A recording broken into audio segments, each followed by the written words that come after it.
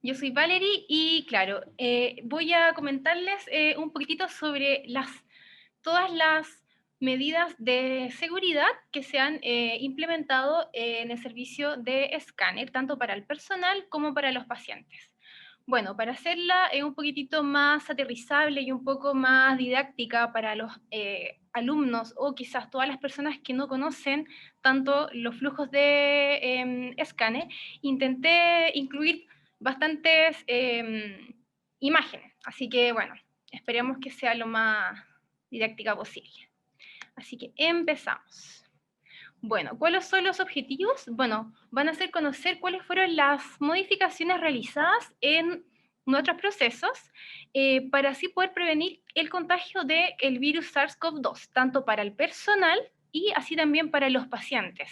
Vamos a ver ahora cuáles son los nuevos flujos para los pacientes ambulatorios y también para los pacientes que son, para los pacientes COVID, tanto con PCR pendiente o para los pacientes que tienen ya su PCR confirmada. ¿Ya? Siempre cuando yo hable de los pacientes COVID, siempre digo estos dos grupos que serían los que aún no se sabe, o sea, que son sospechas, y también aquellos que ya sabemos que tienen efectivamente COVID. Bueno, a modo de introducción, la clínica cuenta con 6 escáneres, 4 de ellos están ubicados en el edificio de Manquehue. Tenemos el escáner 1, el escáner 2 y el PET que están ubicados en el subterráneo, y así también el nuevo escáner 3 que está ubicado en el segundo piso. También contamos con un tomógrafo ubicado en la clínica alemana de esa, y también uno más en el nuevo centro médico ubicado en Chicureo. Bueno, antes de que esta pandemia comenzara, el sistema funcionaba de la siguiente forma. Los pacientes hospitalizados se atendían exclusivamente en el escáner 3 y todos los pacientes restantes, ya sea urgencias o ambulatorios, se hacían sus exámenes en el escáner 1 o en el escáner 2. Pero desde el 2 de marzo, con la finalidad de que los pacientes COVID se atiendan exclusivamente en el escáner 3, se derivaron los hospitalizados del segundo piso hacia el subterráneo, quedando así los pacientes de urgencia general, ambulatorios y hospitalizados en el escáner 1 y en el escáner 2, y exclusivamente en el escáner 3, que queda en el segundo piso, que es un sector bastante más aislado, que no cuenta con un traspaso de camillas constante ni no hay tanto movimiento, quedó exclusivamente para los pacientes provenientes de la urgencia respiratoria o los pacientes COVID hospitalizados. Desde ya el 2 de marzo empezamos a recibir ya a nuestros primeros pacientes sospecha COVID, siendo ya el pic de exámenes que se alcanzó entre los meses de mayo y junio, como pueden ver acá. Acá estamos viendo los exámenes realizados en todas las máquinas desde la fecha cuando, digamos, comenzó todo esto, siendo el pic de atención el día 29 de mayo, cuando se hicieron aproximadamente 68 exámenes en todos los escáneres, ¿ya? Como pueden ver acá, solamente en el escáner 3, ubicado en el segundo piso, se hicieron 40 exámenes en 24 horas. Entonces, intentemos imaginarnos qué es lo que significa realizar 40 pacientes COVID, que son exámenes con contraste o sin contraste, en 24 horas.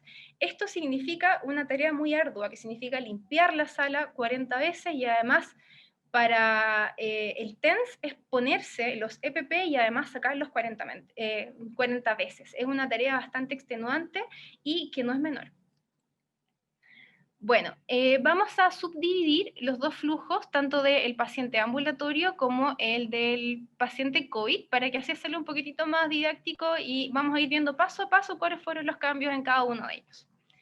Vamos a empezar primero con el flujo del paciente ambulatorio. Entonces, bueno, una de las primeras iniciativas que se tomaron respecto al entrenamiento del personal clínico para el uso de los elementos de protección personal fue, digamos, entrenarlos. Actualmente tenemos 15 tecnólogos médicos y 10 TENS que rotan por el escáner 3. Entonces ahí, bueno, aprendimos cómo se ponen todos estos elementos y cómo se sacan de forma correcta para que no nos contaminemos con el virus. Y además implementamos estrategias para así optimizar la disponibilidad de estos Una de las más principales fue la entrega diaria controlada realizada por la enfermera, Javiera, que fue la que les hizo su charla ayer. Además de eso, lo estamos almacenando bajo llave para así tener un control un poquitito más estricto, y lo más importante es velar siempre por que siempre haya un uso racional y correcto de esto. Es decir, si vamos a estar trabajando con pacientes, si no vamos a estar trabajando con pacientes, por ejemplo, utilizar una mascarilla N95 obviamente no es justificado, o sea, cuidarlos de forma racional y también correcta. El primer paso del flujo de un paciente ambulatorio común es la toma de la cita. Entonces, el primer cambio más importante en este paso fue la implementación de un triage telefónico en el que se le van a realizar varias preguntas, y en caso de salir positiva cualquiera de ellas, el paciente va a ser inmediatamente derivado a la urgencia respiratoria. O sea, nunca, en ningún caso vamos a atender a un paciente sospecha COVID o a un paciente COVID de forma ambulatoria. O sea, van a irse a la urgencia respiratoria y luego desde allá van a ser derivados para nuestro servicio. Una vez que el paciente ya tomó la hora, se va a acercar el día del examen a el hall de imágenes. Entonces ahí se va a encontrar con el alcohol gel, donde vamos a entonces promover que sanitice sus manos. Además implementaron paneles acrílicos para las secretarias y uso obligatorio de las mascarillas. En cuanto a la realización del examen del paciente ambulatorio, las principales medidas que hemos tomado fue el uso de las mascarillas y escudos faciales por el personal clínico. Se aumentó también el stock de las frazadas para así poder garantizar que se ocupe una sola por paciente, además de la entrega de cubre calzado, y también muy importante limpieza entre los pacientes, que está a cargo de los TENS. Para esto, las camillas están cubiertas con un plástico para que sea más fácil limpiarlas, y sobre ella está la sabanilla que ven acá, que son las típicas de papel. Ahora pasamos a lo más interesante, que es el nuevo protocolo de atención para el paciente COVID. Los dos principales requerimientos que nos llegan a nosotros a Scanner de los pacientes COVID van a ser de dos principales áreas. Va a ser de la urgencia respiratoria principalmente y de hospitalización. En caso de que sean urgencias respiratorias, vamos a irlas coordinando en el momento. Como son urgencias, lo hacemos rápidamente, y en caso de que sean pacientes hospitalizados, se les toma la cita. Todo esto, obviamente, en el Scanner 3 del segundo piso. Una vez que los pacientes llegan a Scanner, aquí tenemos el antiguo flujo de las encuestas de seguridad. Antiguamente era esto, llegaba, digamos, la estafeta o la enfermera con los papeles y se la entrega al TENS. Y bueno, esto fue una de las principales modificaciones, porque como bien sabemos, todos estos papeles actúan como vectores que al final lo que hacen es transmitir el virus desde nuestras manos hacia las diferentes superficies.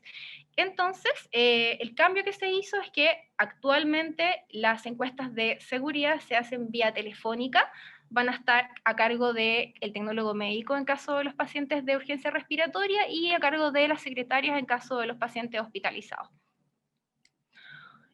Bueno, a pesar de que estamos intentando implementar estas nuevas políticas de evitar el traspaso de los papeles cuando son pacientes COVID, igual hay ciertos papeles que no podemos pasar por alto, porque hay que tomarlos igual por temas de acreditación. Entonces, uno de ellos es el consentimiento informado. Ya, este lo vamos a tomar igual, hay que tomarlo. Va a estar a cargo del tecnólogo médico, bien vestido correctamente, con su pechera, con la mascarilla N95, con el casco, etcétera. Y una vez tomado, va a ser almacenado en una carpetita como la que ven acá, en el área sucia, y luego lo vamos a dejar ahí durante una cantidad de días adecuada para luego ser posteriormente archivado. En cuanto a la realización del examen de los pacientes COVID, aquí tenemos a nuestro TENS, que está bien vestido, ¿no es cierto?, con su pechera, todas las medidas de seguridad, ok. Tenemos al paciente también acá, con mascarilla, obviamente, y vamos a evitar a toda costa que el paciente toque muchas superficies. Entonces, para eso es importantísimo restringir la cantidad de las personas que ingresan con el paciente a la sala. Muchas veces nos pasa más que nada con los pacientes de la UCI conectados a ECMO, por ejemplo, que vienen con 10 personas. Entonces, lamentablemente en estos casos vamos a pedir que entre las personas adecuadas para así evitar que con las mismas pecheras, los brazos, las manos toquen superficies y contaminen tanto.